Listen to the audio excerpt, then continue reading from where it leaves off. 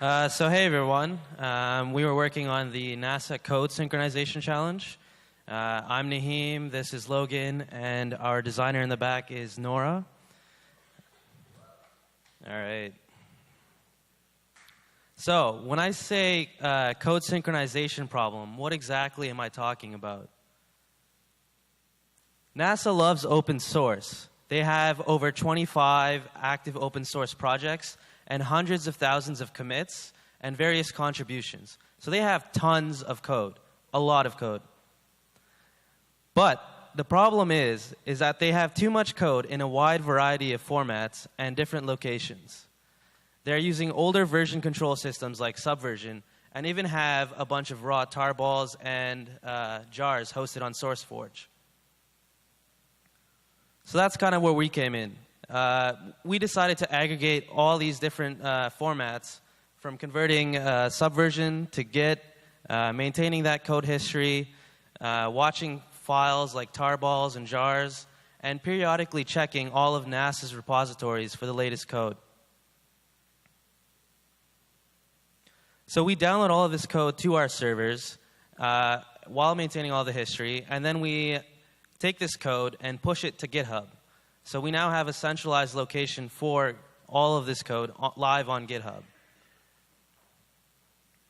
So how did we do this? We use Django, Redis, Celery, AWS, and we're using Celery to periodically pull these different changes on the server and get them onto GitHub. So let's actually look at what we built now. So the site is live right now. It's blkmrr.com. Let's just take a look here. Oh.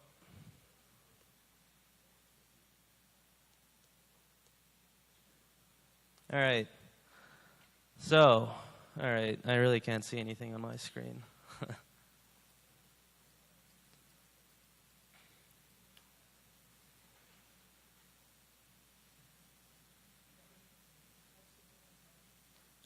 blkmrr.com. So we can see our Git presence here. So we've created a GitHub organization where we've taken all of the repositories and populated this organization page with all of NASA's code from their various different providers. And this is our admin interface. So it's basically Django admin stock. You can just go in and add a new repository, and it'll just right away clone it to our server, take it from our server, and put it live on that GitHub organization page. Yes, mind blasting. All right. So what does this actually mean? What's the impact of this?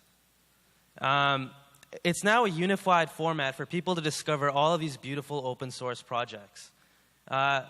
And one of the big problems with open source projects is that you actually have to know that they exist.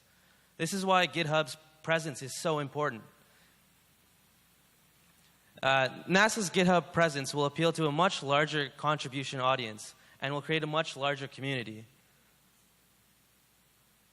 So we don't want to stop here as well. The next phase of this would be to create a NASA citizen code base, a place where citizens can submit their entire code bases to be put on this organization page.